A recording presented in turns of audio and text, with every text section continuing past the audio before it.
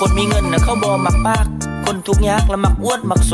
การแต่งตัวต้องรู้ไว้ก่อนเน้นเงินพรและบ่จ่ายเงินสดแม้นแต่รถก็ยังเป็นหนี้เอาดาวทุกอย่างและที่มันควงหน้าหาเงินมาก็ใส่ตายแต่นี่กินของดีและบ่ฮู้จักอดออมทุกข์ก็ยอมมาต้องเลิศไว้ก่อน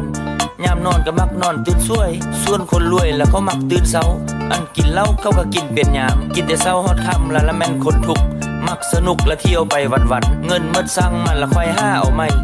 ชีวิตบ่ค่อยมีเป้าหมายต่างกันหลายกับคนมีเงินเข้าเพลิดเพลินนำการซอกันห้าบ่เสียเวลากับอบายยมุกบาดคนทุกเรื่องกินเป็นใหญ่มักใส่ใจแต่เรื่องไฮซาละมักโลมักละละหานเหล้าหานเบียร์เสียเวลาเนี่ยบ่มีประโยชน์มักโพสและแม่ซื้อห้วยเสียงดวงบ่ค่อยเป็นห่วงเรื่องอนาคตมีเท่าได้กินหมดบ่เหลือเอาไว้บ่มักใส่ใจระหว่างแผนชีวิตชอบคบแต่มิตรจำพวกเดียวกันอยู่ไปวันๆละหาเช้ากินค่ำเฮ็ดประจำแล้วแม่ตั้งวงกินเหล้าบ้านเพิ่นเมาแล้วคุยโวโอ้อวดวันตัวลำเพิ่นหาวอย่าสูบเงินซ้ำตุ๊บยังบ่เจียมสังขารลูกเมียมันสิกินยังกะสร้างมาสั่งแตกต่างกับคนเข้าห่างหมี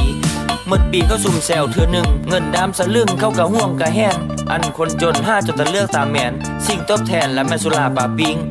คนรวยเขาซื้อรถซื้อบ้านคนจนขี้คานสร้างแต่หนี้แต่สิ้นมีแต่เขาอ้างเรื่องซอกอยู่หากินโทษฟ้าโทษดินบ่รู้จักโทษตัวเองอันเพิ่นเก่งและแม่นเรื่องนินทาคันเว้ายังมาและแม่นเพิ่นฮู้เบิดแม่นเติร์ดแล้วเว้าพื้นเจ้าของความจ้องห้องแล้วบ่มีไผทอไผอยู่มอก็แม่นหน้าส้มเพชรมันทุเลศละคำเว้าคำจาอยู่เทิงฟ้าละขี้มาซ่องก่อนทุกท่าวอนย้อนบ่เปลี่ยนแปลงโอ้ยเนาะจะมันต่างกันเนาะคนทุกข์กับคนหัง